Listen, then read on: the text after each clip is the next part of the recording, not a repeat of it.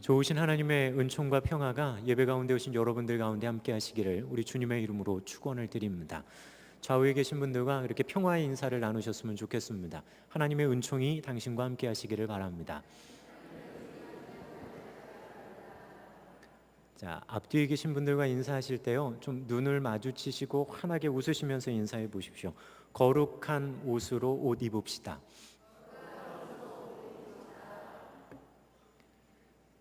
자, 혹시 앞뒤에 처음 만나시는 분들 있으면 다시 한번 그렇게 인사하십시오. 거룩하기 위해 몸부림칩시다.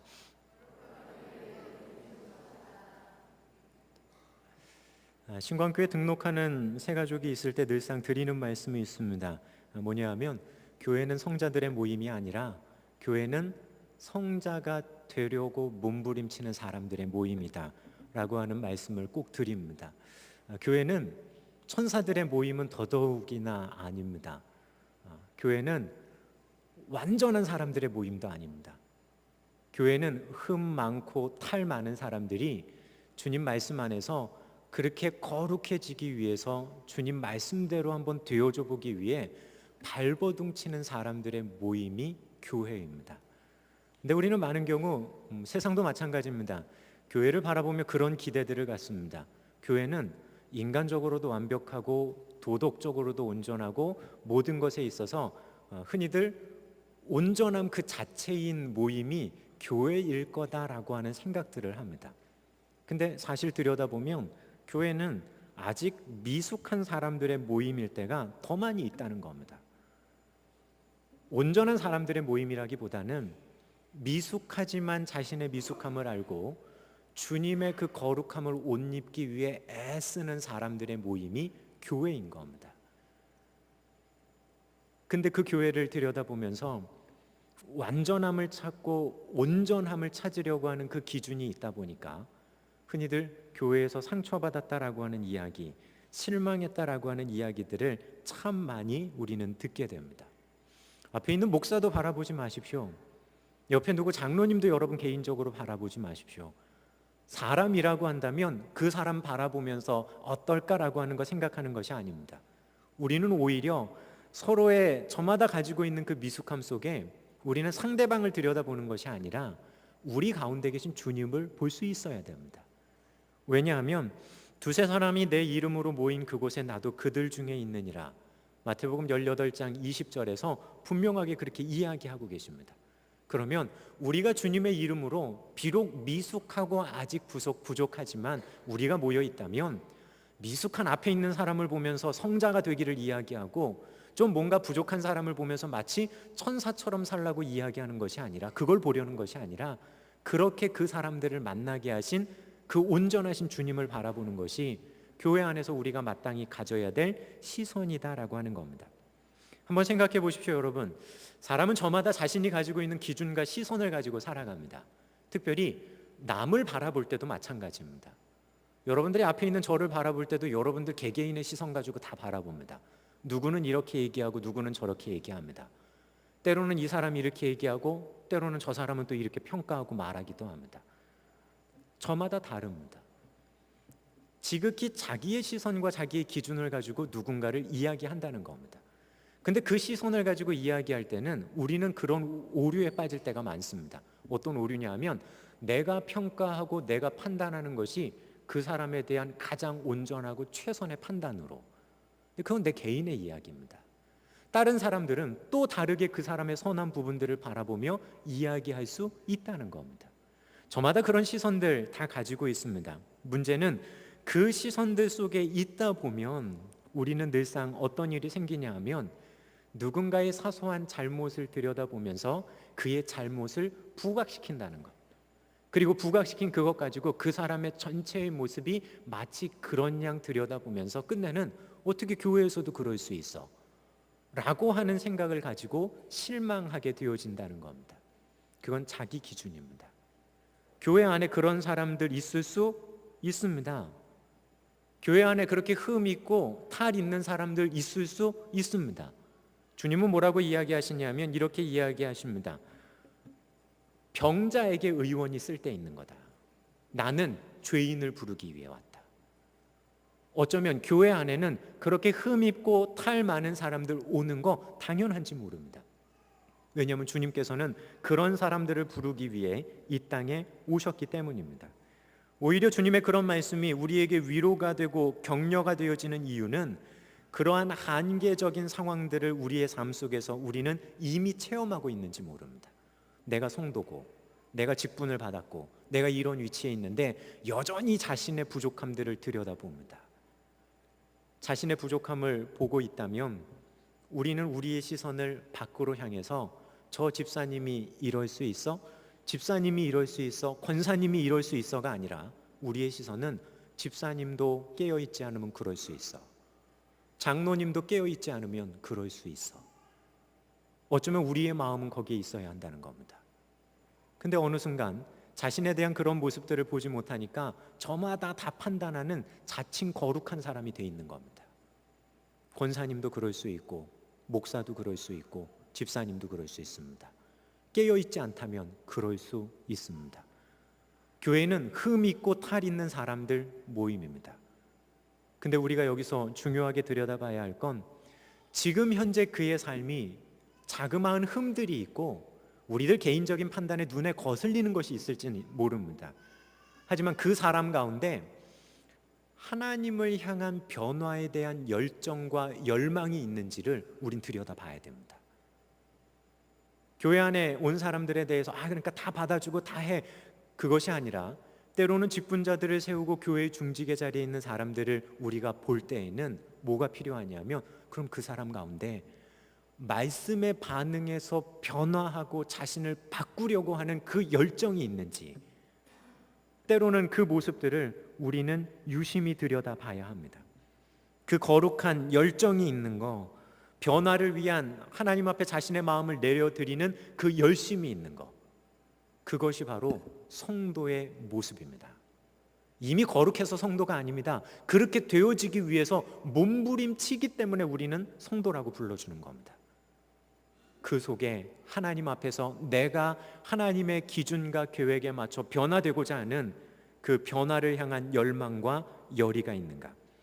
오늘 성경의 본문을 통해 거룩함으로 옷 입기를 소망하는 그 성도의 모습에 대해 생각하며 저에게 주는 교훈들을 이 시간 잠깐 나누어 보려고 합니다. 자, 저희는 지난 시간 바나바, 사울, 마가에 대한 이야기를 했습니다. 이 사람들이 바울 사도의 1차 전도 여정을 함께 하게 되어지는 그 동역자들인데 저마다 뛰어난 사람들입니다. 개개인이 서도 리더의 자리에 충분히 서 있을 수 있는 이 사람들이 어떻게 한 자리에 모여서 하나의 일을 위해 그렇게 열심히 갈 수 있었을까? 그것은 자기 기준, 자기 주장이 아니라 하나님께서 그 세 사람 모두에게 동일하게 허락하신 하나님의 목적에 대한 분명한 마음과 헌신의 자세가 있었기 때문에 그 출중한 사람들이 부딪히지 않고 거기 갈 수 있었다는 겁니다.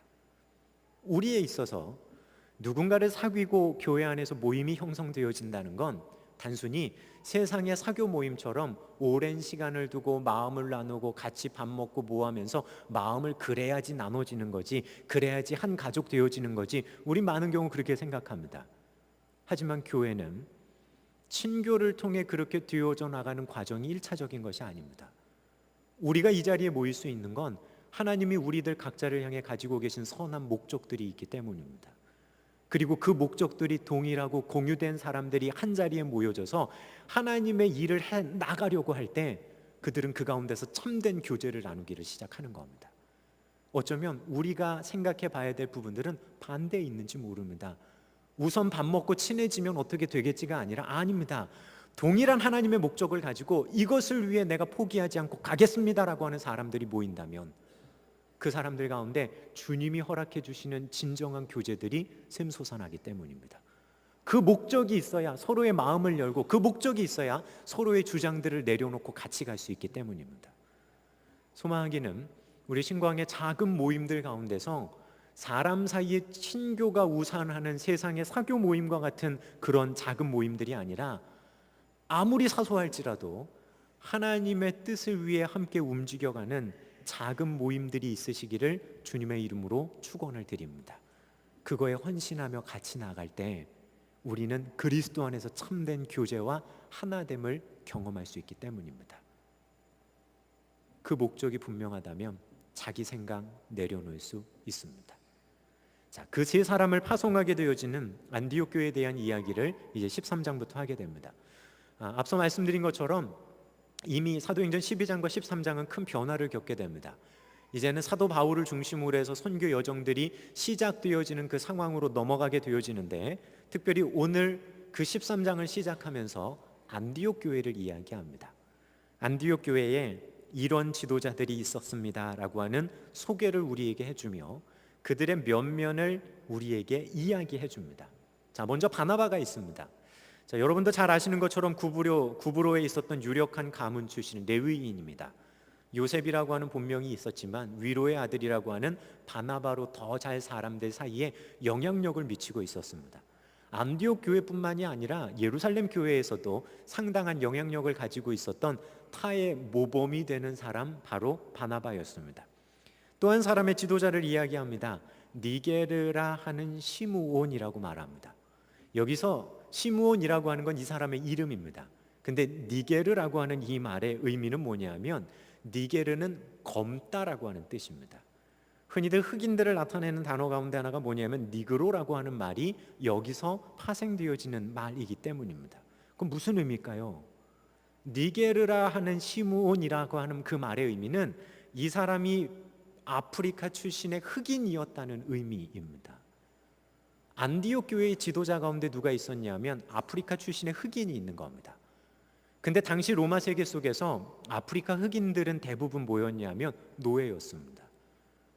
붙잡아 온 노예 무역을 통해 끌고 왔던, 자신들과 피부 색깔이 달라 때로는 구경거리로 사용하던 노예들이었다는 겁니다. 로마에서 가장 밑에 있는 노예의 신분에 있었던 이 사람이 안디옥 교회에서는 오늘 분명하게 이야기하기를 이 사람은 교회 지도자로 있었습니다. 구레네 사람인 루기오라고 하는 사람을 이야기합니다. 구레네는 지금의 북아프리카에 있는 리비아입니다. 북아프리카에 있었던 그곳 사람이 안디옥에 와서 안디옥 교회의 지도자의 자리에 있다. 누군지 앞뒤에 자세한 설명이 없습니다. 어쩌면 유명하지도 않고 사람들에게 그렇게 나타나 있지도 않았던 무명의 그 루기오라고 하는 사람이 안디옥 교회의 지도자로 있었습니다. 한 사람은 노예였고 한 사람은 누군지 잘 모르는데 타지 사람이고, 또 한 명에 대해 이야기합니다. 분봉왕 헤롯의 젖동생 마나엔이 있었다. 이제는 좀 우리가 이렇게 생각해 볼 수 있겠죠. 와, 그래도 교회 안에 유력한 사람이 있었네. 왕의 젖동생이라고 한다면 왕과 친인척 관계에 있고 이 사람 힘 좀 쓰겠다라고 생각할 수 있습니다. 흔히들 젖동생이다라고 하는 말, 그 헬라어 단어 쉰트로포스라고 하는 말은 함께 양육받다는 의미입니다. 실제로 같은 어머니 배에서 나온 형제일 수도 있고 같은 유모 밑에서 양육되어진 사람일 수도 있습니다. 많은 경우 그렇게 이야기합니다. 헤롯의 어려서부터 같이 양육되어진 중마지우라고 하는 의미입니다. 어찌됐거나 이 사람은 헤롯 왕실과 가장 가까이 있을 수밖에 없고 왕을 개인적으로 알 수 있는 그런 위치에 있었던 사람입니다. 유대 왕국에 있어서 적어도 그는 지도자 계층에 있었고 그는 왕실과 가장 가까운 자리에 있었던 사람이라는 뜻입니다.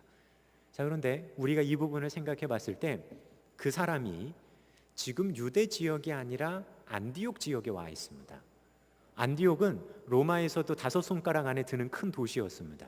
그곳에는 이미 많은 유대인들이 있었고 많은 회당들이 있었습니다. 초대교회는 그 유대인들의 회당을 중심으로 복음을 전하고 활동하고 있었습니다. 근데 그런 유대인들에게 있어서 헤롯의 젖동생이다라고 한다면 어떻게 받아들여졌을까요? 실력자야, 권력자야, 그렇게 받아들여졌을까요? 유대인들에게 있어서 헤롯의 왕실은 로마에 빌붙어서 자신들의 고요를 짜먹는, 어쩌면 자신을 핍박하는 왕실이었습니다. 거기에 가까이 있어? 그럼 이건 매국노인 겁니다. 매국노인 겁니다. 유대인 출신도 아닌 것이 유대 왕실의 왕이 되어져서 자신들의 고요를 짜서 로마에 그러는 왕, 그거의 친구, 친척, 권력자, 저거는 매국노야. 유대인들의 사고방식 속에 마나엔이라고 하는 사람은 그렇게 보여질 수밖에 없습니다. 근데 안디옥 교회는 이야기합니다. 그 사람이 안디옥 교회의 지도자였다는 겁니다. 사울이라는 사람 이야기합니다. 이미 살펴보신 것처럼 이름만 들어도 교회가 떨었던 박해자입니다. 과거를 들여다보면 참 흠 많은 사람입니다. 교회를 박해하던 사람이 교회 지도자가 되는 겁니다. 지금 현재의 상황 속에서도 유대인들이 보기에 저건 자신들의 변절자입니다. 그렇게 가장 고등 교육을 받았고 랍비가 되는 교육을 받았으면서도 자신들을 버리고 떠난 변절자인 겁니다. 유대인의 회당에서는. 자, 세상의 시선으로 봤을 때 안디옥 교회 안에 있는 지도자들의 모습이 어떻겠습니까? 그들은 흠도 많고 탈도 많은 사람들이었습니다.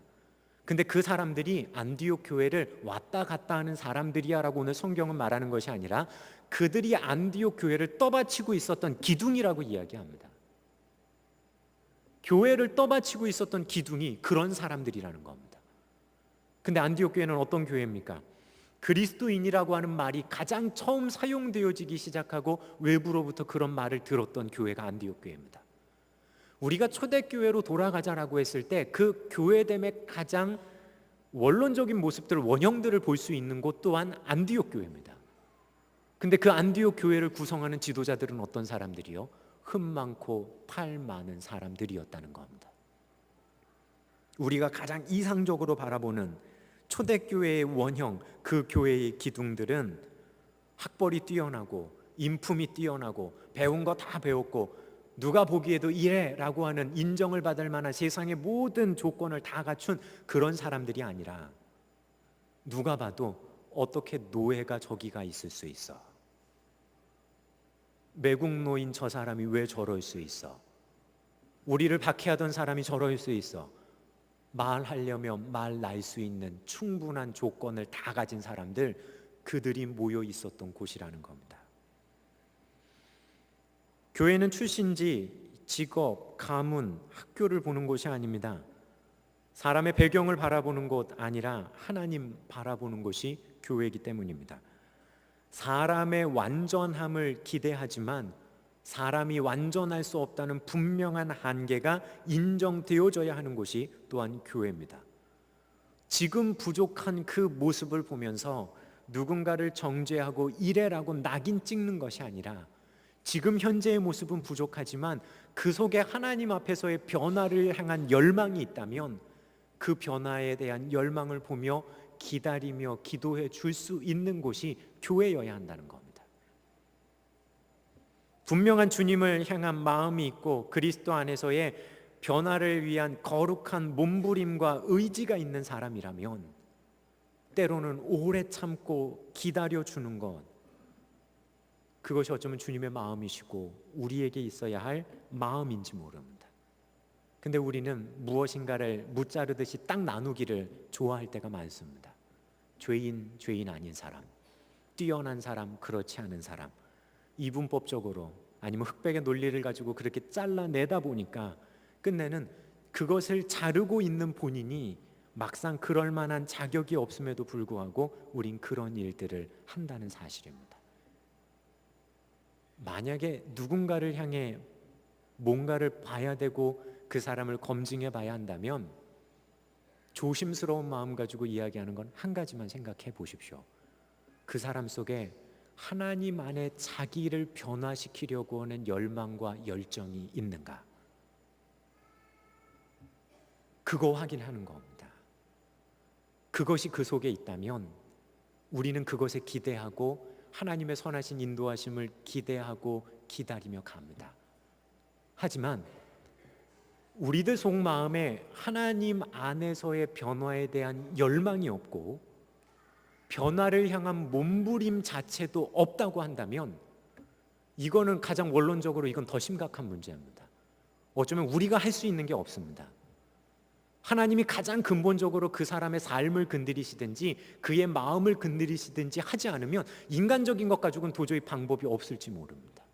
아무리 뛰어난 설교를 들어도 아무리 능력 있는 사람의 기도를 받아도 본인 속에 그런 열망이 없다면, 하나님의 말씀 앞에 자신을 비추어 변하려고 하는 의지가 없다면 방법이 없을 수 있습니다. 그게 정말 두려운 상태입니다. 그럼 우리는 이 시간 먼저 봐야 할 것이 있습니다. 비판받지 아니하려거든 비판하지 말아라. 비판하지 말아라.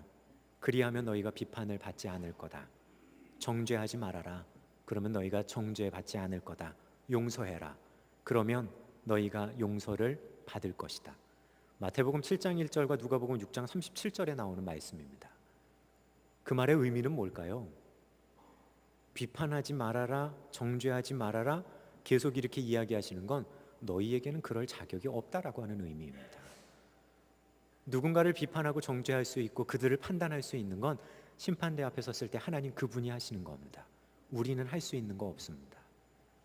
오히려 그의 부족함을 들여다보며 기도하는 것, 그의 속에 있는 그 열망이 끊어지지 않기를 옆에서 중보하며 기도하는 것, 어쩌면 그거밖에 없는지 모릅니다. 만약에 누군가를 판단하기 시작한다면 우리는 그 사람의 작은 흠을 가지고 그 사람의 전체 삶을 평가해 버립니다. 여러분들은 어떠십니까? 삶을 살아가다가 내 기준에 안 맞는 어떤 일들로 나의 마음을 상하게 한 사람이 있다면 그 사람을 평가할 때 어떻게 하십니까? 그 일을 가지고 그 일을 바라보지 않습니다. 그 사건을 가지고 그 사람 전체를 들여다보면서 그 사람이 이런 사람이야 라고 혹시 이미 마음에 생각하고 낙인 찍지는 않으십니까? 만약에 교회 안에 그런 모습이 있다면 그건 다른 것 아닙니다. 이런 표현을 쓰는 것이 맞는지는 모르겠지만 그렇게 해서 누군가를 낙인 찍고 누군가를 평가하면서 저 멀리로 밀어버리는 건 그건 사람 낭비인지 모릅니다. 그건 일꾼 낭비입니다. 교회가 왜 이 사람을 사용하지 않아? 그것이 일꾼 낭비가 아니라 이미 내가 누군가를 그렇게 평가해버리고 그 사람을 내 마음의 자리에서 밀어내버린 것 자체가 그것이 바로 사람 낭비고 일꾼 낭비입니다. 그 어떤 낭비보다도 가장 심각한 낭비가 뭐냐 하면 바로 사람에 대한 그런 마음이기 때문입니다. 현재의 부족함 있을 수 있습니다. 여러분도 부족하고 저도 저 개인을 들여다볼 때 늘상 부족합니다. 신앙의 여정을 걸어가며 늘상 그 부족한 마음, 심령이 가난한 마음으로 걸어갈 수밖에 없는 것이 우리의 현실인지 모릅니다. 그렇다고 한다면 다른 사람을 향해 비판의 잣대를 들이대는 것이 아니라 먼저는 우리를 들여다볼 수 있어야 합니다. 왜냐하면 그렇게 되어질 때 교회 안에는 안디옥 교회처럼 누구든 열정과 열망을 가지고 하나님 앞에 나가는 그 사람들이 하나님이 세우시는 그 일 가운데 참된 일꾼으로서의 일들을 감당할 수 있기 때문입니다. 주님 안에 변화를 향한 열정이 있으십니까? 사랑의 마음으로 누군가를 용납한다는 건 우리를 용납해 주신 주님의 마음을 기억한다는 의미인지 모릅니다. 그리고 그 마음을 가지고 있다면 우리는 다른 사람들 속에 있어야 할 그 변화에 대한 마음들이 있는지를 바라보아야 합니다. 작지만 그런 마음이 있다면 때로는 참아주고 기다려주는 겁니다. 목회를 하다 보면 이런 얘기 들을 때 가장 마음 아픕니다. 남들보다 열심히 앞에서 일합니다. 자신의 시간을 들이고 자신의 삶을 들여서 앞에 나가서 열심히 일하고 봉사합니다. 그런데 막상 움직이지 않는 사람들이 그렇게 일하는 사람을 자신의 기준을 가지고 보면서 말을 한마디씩 툭툭 던집니다. 그거 이렇게 하면 안 돼. 그거 이렇게 해봐. 그건 이렇게 하는 거잖아. 본인은 움직이지 않습니다. 끝내는 그 말 한마디가 본인은 아무 의도 없이 한다는 이야기지만 움직였던 그 사람 마음에는 상처가 된다는 겁니다. 차라리 여러분들의 시선과 시각에 부족해 보입니까? 근데 그 사람이 열정과 열망을 가지고 그 일을 하고 있다면 기대하며 기다려 주시는 건 어떻습니까? 사랑의 마음을 가지고 조금 모자라고 부족한 부분에 대해 기다려 주시는 건 어떻습니까? 왜요? 적어도 가려고 하고 하려고 하는 그 열심이 그 속에는 있지 않습니까? 근데 내가 던진 말 한마디 때문에 그 열심만어도 무너져 내린다면 실족하게 하는 그것이 무슨 의미인지를 생각해 보아야 합니다. 오히려 그 사람의 부족함이 보인다면 옆에서 함께 일하십시오. 여러분도 그 사람만큼 옆에서 그 일 가운데 함께 해나가십시오. 그러면서 이야기를 나누는 건 평가가 아니라 서로 의견을 나누는 게 됩니다.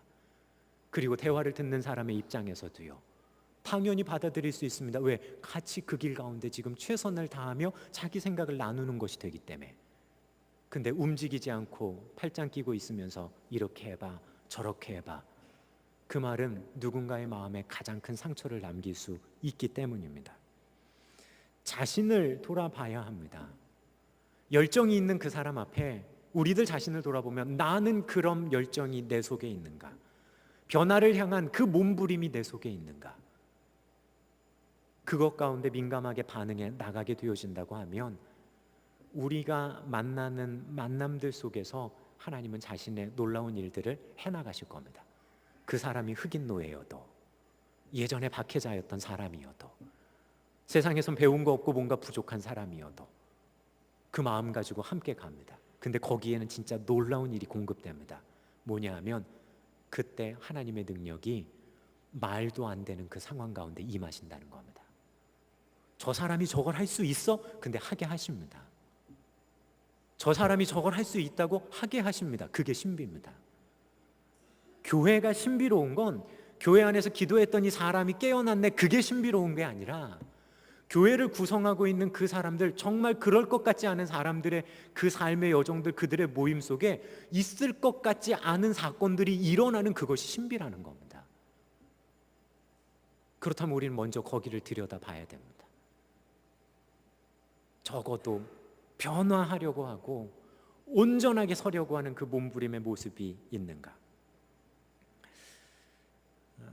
중국의 증자라고 하는 사람이 이런 말을 했다고 합니다. 일일 삼성이라고 하는 고사를 이야기합니다.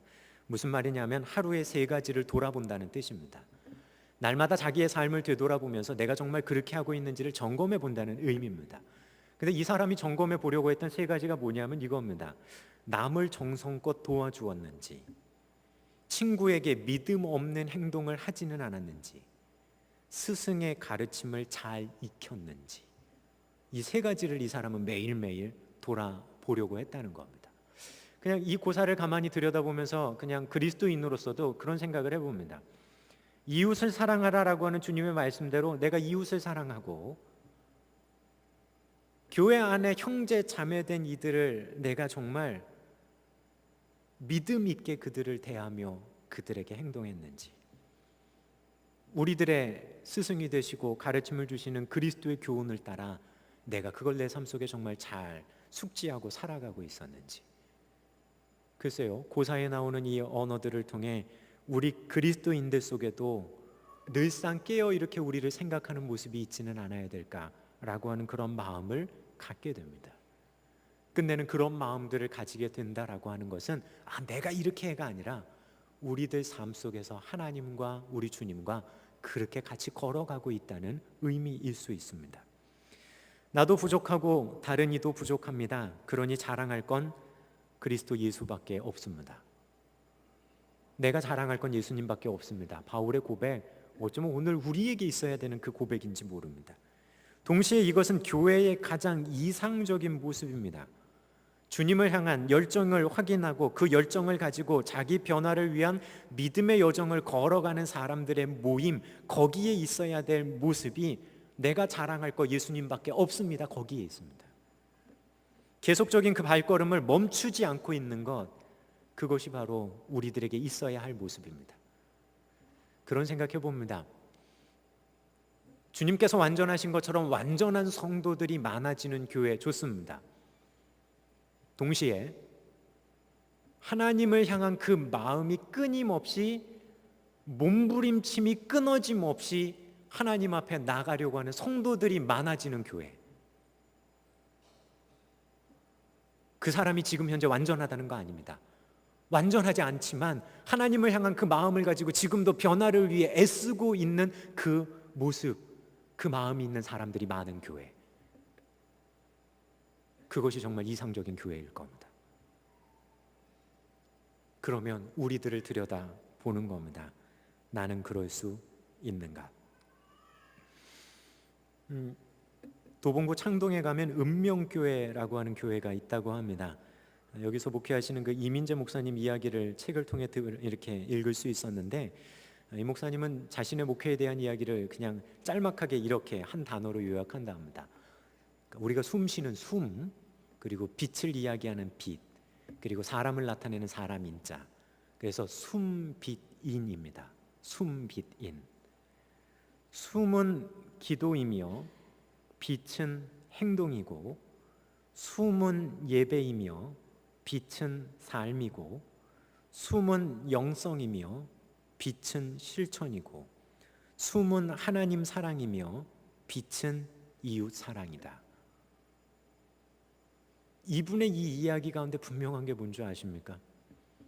가만히 주저앉아 있는 것, 가만히 여기서 하나님 뭐라 하시는가 거기 주저앉아 있는 것이 아니라, 세상과 괴리되어지는 것이 아니라, 세상 가운데 내가 하나님 알고 있는 그것 가지고 세상을 변화시키며 세상 가운데 거룩함을 옷 입고 살아가는 그 열망과 열정, 그것이 교회의 교회됨이다라고 이야기하고 있는 것 같습니다.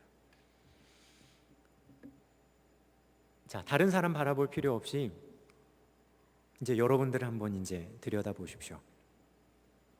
여러분들 속에는 변화에 대한, 그리스도의 말씀 가운데 변하려고 하는 열정과 열망이 있으십니까? 말씀하십시오. 내가 변하겠습니다라고 하는 마음이 있으십니까? 아니면 그냥 멈춰 주저앉아 계십니까? 우리가 하나님 앞에서 우리들 스스로를 들여다봐야 할 가장 중요한 부분입니다. 하나님의 말씀을 듣고 말씀을 읽어가면서 오로지 나 변함없이 세상만 바뀌기를 원하는 거, 나는 변화됨 없이 오로지 세상만 바뀌고 다른 사람 변하기를 원하는 거, 그것이 아니라 내가 주님의 말씀을 들었다면 내가 변화되겠습니다. 주님 말씀을 들었다면 내가 바뀌겠습니다라고 하는 그 분명한 마음이 있는지, 그것이 말씀을 받드는 자의 가장 기본적인 자세이기 때문입니다. 하나님의 말씀을 들은 예언자들의 반응을 보십시오. 말씀하십시오. 주의 종이 듣겠습니다. 보내십시오. 제가 가겠습니다. 우리는 말씀에 순종하고 말씀에 복종하는 겁니다. 그 변화와 그것에 순종해 나가려고 하는 마음, 그것이 우리들 속에 있어야 합니다. 끝내는 그러한 모습을 가지고 모인 성도들의 모임, 그것이 교회입니다. 흠, 탈 상관없습니다. 머리 대신 예수 그리스도 안에서 그 열정만 가지고 있다면 그렇게 모인 사람들이 하나 되어져서 지체인 그분의 몸을 이루며 앞으로 나갈 수 있습니다. 흑인 노예여도 상관없고 매국 노예여도 상관없고 이름 없는 자여도 상관없고 이전의 박해자도 상관없습니다. 왜? 그 사람의 사람됨에 의지된 것이 교회가 아니라 그들이 바라보고 있는 하나님, 그분께 의지되어져 있는 것이 교회이기 때문입니다. 교회의 머리는 하나님 그분이시기 때문입니다. 교회의 머리는 내가 아닙니다. 교회의 머리는 장로님들 아닙니다. 교회의 머리는 목사가 아닙니다. 교회의 머리는 하나님입니다. 예수 그리스도 그분이십니다. 그러니 가능한 겁니다. 그러니 신기한 일들이 일어나는 겁니다. 한번 여러분 가만히 생각해 보십시오.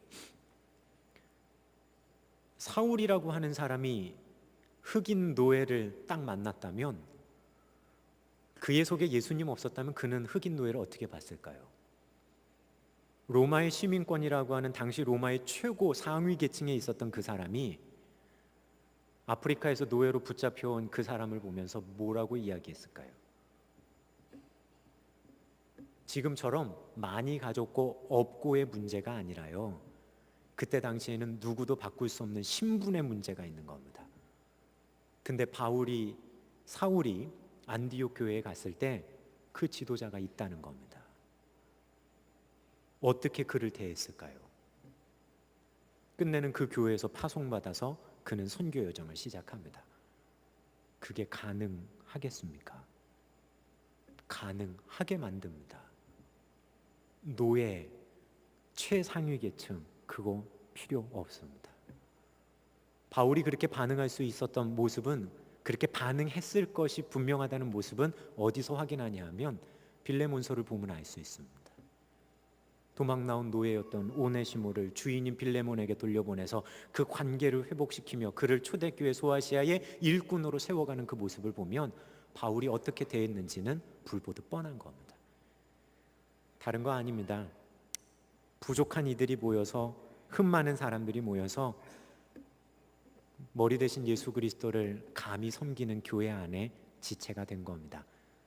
그러면 주변을 바라보며 뭐가 어떨지를 생각하기 이전에 우리들 스스로를 들여다보며 여러분들 하나님 앞에서의 변화를 향한 열망에 최선을 다해 걸어갈 수 있는 우리 귀한 신광의 성도님들 되시기를 주님의 이름으로 부탁을 드립니다.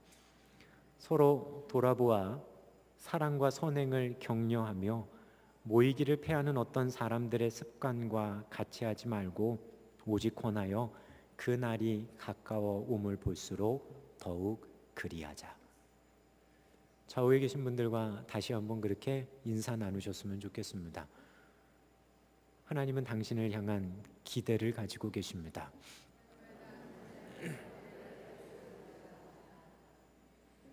앞뒤에 계신 분들과 그렇게 이야기해 보십시오. 하나님은 당신의 부족함을 기대하며 기다리십니다.